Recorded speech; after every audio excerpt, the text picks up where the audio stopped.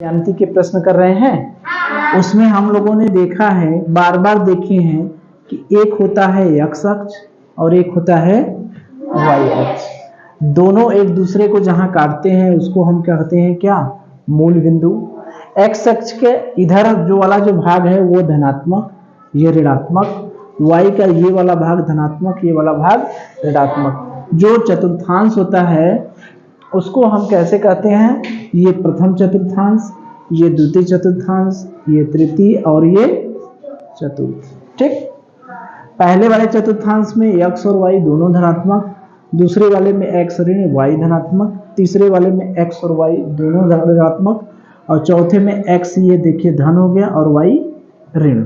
यही है, इतना चीज हम लोग पढ़े ना। तो अब इसी के हम लोग जो है प्रश्न कर रहे हैं। ठीक है, तो देखिए प्रश्न क्या कह रहा है कि एक आयत के शीर्ष का निर्देशांक बताइए। एक आयत है, क्या है? आयत। तो आयत है, उसके शीर्ष का निर्देशांक बताना है। यानी ये P, Q, R, S, ये आयत जो है इसी के शीर्ष का निर्देशांक बताना है, जिसकी लंबाई कितना है? 6 इकाई। मान लीजिए 6 इकाई। लंबाई कितना है? 6। ये आयत की लंबाई हो गई 6 और चौड़ाई कितनी है? 4 इकाई। चौड़ाई है 4। ठीक। और कह रहा है कि उसका एक शीर्ष मूल बिंदु पर है। एक शीर्ष कहाँ है? मूल बिंदु। मूल बिंदु बने 0 0। एक शीर्ष मूल बिंदु है तथा लंबी भुजा x अक्ष है।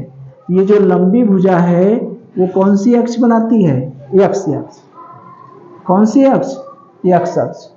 और एक शीर्ष द्वितीय चतुर्थांश में है। एक शीर्ष तो मूल बिंदु है, तो दूसरा का शीर्ष कौन सा है? ये द्वितीय चतुर्थांश में है। ये हमें प्रश्न है। ठीक है,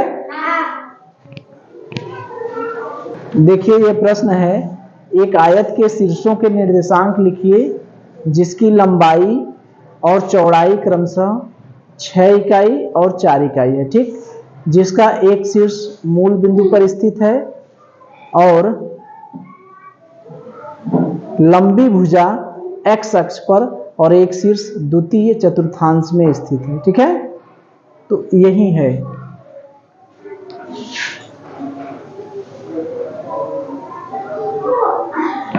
तो पहले हम लोग सवाल को समझ लें क्या कह रहा है। सवाल क्या कह रहा है कि आयत है। आयत में हम लोग जानते हैं क्या होता है? आयत में आमने सामने की भुजाएं क्या होती हैं? बराबर होती हैं। होती हैं कि नहीं? ये भुजा और ये भुजा आपस में क्या होती हैं? बराबर। आयत में आमने सामने की भुजाएं क्या होती हैं? बराबर। इस भुजा के सामने की ये भुजा बराबर होगी और इस भुजा के सामने की ये भुजा बराबर होगी। ठीक है, और ये जो चारों कोण होते हैं वो होते हैं 90 अंश। कितने होते हैं? 90 अंश। ठीक है, तो आयत के आमने सामने की भुजाएं बराबर होती हैं और जो शीर्ष के कोण होते हैं ये कितने होते हैं? 90 अंश। यानी हम समझ गए कि आयत में 4 शीर्ष हैं। ये सब हम लोग पढ़ चुके हैं पीछे। आयत के बारे में, वर्ग के बारे में, वृत्त के बारे में पढ़े हैं कि नहीं? तो ये है आयत की खासियत।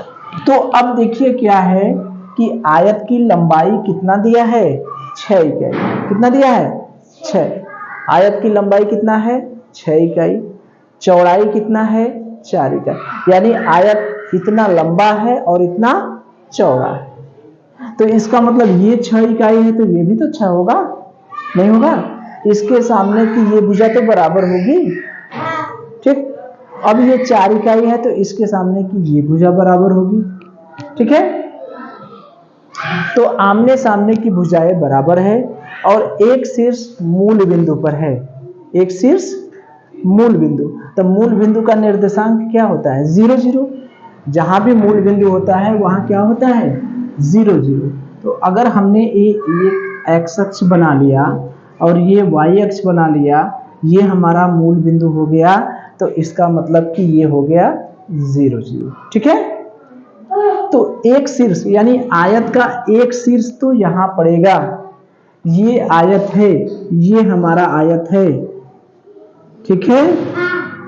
ये आयत है 6 इकाई 4 इकाई, ये भी 6, ये भी 6, 4। अब इस आयत का एक शीर्ष यहाँ पर लगाना है। ये हो गया P, ये हो गया Q, ये हो गया R, ये हो गया S। एक शीर्ष चाहे P हो, चाहे Q हो, चाहे R हो, चाहे S हो, एक शीर्ष यहाँ पर होगा। अब कौन शीर्ष होगा? कह रहा है एक शीर्ष मूल बिंदु पर है, ठीक है। उसके बाद कह रहा है लंबी भुजा x अक्ष है। ये जो भुजा लंबाई वाली है वो x अक्ष बनाती है, यानी चाहे ये नीचे वाला बनाए चाहे ऊपर वाला बनाए, यही ना होगा। यानी इस वाली लाइन पर, ये x अक्ष वाली लाइन पर कौन सी भुजा होगी? ये वाली भुजा होगी कि ये वाली भुजा होगी? 6 लंबाई होगी कि 4 वाली होगी? क्या कह रहा है? लंबी भुजा x अक्ष पर होगी। तो x अक्ष पर कौन भुजा होगी? 6 होगी कि 4 वाला होगा? 6 वाला। कह रहा है साफ साफ। तो लंबी भुजा x अक्ष पर होगी, तो इसका मतलब हम आयत को इसको उठा करके यही फिट करना है। तो हम ऐसे भी बना सकते हैं, नहीं बना सकते? ऐसे भी बना सकते हैं, ऐसे भी बना सकते हैं, ऐसे भी बना सकते हैं और ऐसे भी बना सकते हैं। 4 ठो आयत हुआ हमारे सामने। एक ये हुआ, एक ये हुआ, एक ये हुआ, एक ये हुआ। लेकिन इन चारों में लंबी भुजा x अक्ष पर है कि नहीं है? लेकिन हमसे कह रहा है कि एक शीर्ष द्वितीय चतुर्थांश में है। तो ये शीर्ष कहाँ है? आयत का ये शीर्ष किस चतुर्थांश में है? प्रथम में। किसमें है? प्रथम में। ये शीर्ष किसमें है? चतुर्थ में। ये शीर्ष किसमें है? तृतीय में। ये शीर्ष किसमें है? द्वितीय में। तो हमसे कह रहा है एक शीर्ष तो मूल बिंदु है और दूसरा शीर्ष कहाँ है? द्वितीय चतुर्थांश में। तो कौन वाला सही होगा? ये पहला वाला, चौथा वाला, तीसरा वाला या दूसरा वाला? दूसरा वाला सही होगा ना। तो दूसरा वाला यानी ये सही होगा, बकिया ये सब क्या होगा? गलत। क्योंकि इसमें दूसर का शीर्ष किस चतुर्थांश में है? पहले में। इसमें दूसर का शीर्ष कहाँ जा रहा है? चौथे में। इसमें दूसर का शीर्ष कहाँ जा रहा है? तीसरे में। तो ये सभी क्या हो गए? गलत, ठीक है। तो इसका मतलब हमारा जो चित्र बनेगा वो आयत का चित्र कैसे बनेगा? ऐसे ही बनेगा, बनेगा ऐसे ही बनेगा ना। तो दूसरा वाला जो शीर्ष है वो किस चतुर्थांश में हो गया? दूसरे में। और एक शीर्ष कहाँ हो गया? मूल बिंदु पर हो गया कि नहीं? 2 शीर्ष हो गए। इसको मान ले हम P, Q, R और S। एक शीर्ष मूल बिंदु पर, एक शीर्ष द्वितीय चतुर्थांश पर। अब इसकी लंबाई कितनी दिया है? आयत की लंबाई कितनी है? ध्यान देखिए कितना है? 6। तो ये कितना होगा? 6 होगा। और आयत की चौड़ाई कितना दिया है? 4। तो ये कितना होगा? 4 होगा। तो इसको हम खाने में बांट देंगे। तो 1, 2, 3, 4, 5 और ये 6। ये ऋण है ना, x अक्ष की ऋण दिशा है। और ये क्या है? 1, 2 और ये 3 और ये 4। या नहीं भी हम लिखते हैं तब वो कोई दिक्कत नहीं है। अगर इसको हम 9 लिखें तो हमको तो पता है कि यहाँ से यहाँ की दूरी कितना है? 6 इकाई, ठीक। और यहाँ से यहाँ की दूरी कितना है? 4। तो ये बताइए, अब तो इसको मिटा दिया जाए। अब इसका तो काम खत्म कर दें कि जब भी हम निर्देशांक लिखते हैं तो पहले कौन सा लिखते हैं? x अक्ष वाला और फिर y अक्ष वाला। तो ये जो निर्देशांक है ये यक्स एक्स वाला लिखेंगे तो 6 लिखेंगे कि ऋण 6 लिखेंगे? ऋण 6, ऋण दिशा में है तो यहां पर क्या लिखेंगे? ऋण 6। और y वाला क्या लिखेंगे? धन है कि ऋण है? धन है, तो इसको क्या लिखेंगे? धन 4। यानी जो दूसरा शीर्ष का निर्देशांक क्या है? ऋण 6 और धन 4। ठीक है, इसका निर्देशांक बताइए Q वाले का। यानी देखिए यहां पर P हो गया, निर्देशांक में हमें P Q R और S इसी का लिखना है। तो P का लिखेंगे तो क्या होगा? P का तो 0 0 साफ साफ दिख रहा है, नहीं दिख रहा है क्या? P जो है मूल बिंदु है, तो ये तो 0 0 हो गया, एकदम साफ साफ दिख रहा है P का। ठीक, अब R का भी साफ साफ दिख रहा है, x अक्ष से 6 इकाई की दूरी पर, y अक्ष से 4 इकाई धन। यानी ऋण 6 और 4, धन 4 लिखे या 4 लिखे, मतलब तो एक ही हुआ। तो ये हो गया ऋण 6 और 4। किसका? सॉरी R का। R कहाँ है? ऋण 6 और 4। अब यस वाले को देखिए, यस जो है यक्स अक्ष पर कितनी दूरी पर है? 6। तो ये क्या हो जाएगा? ऋण 6।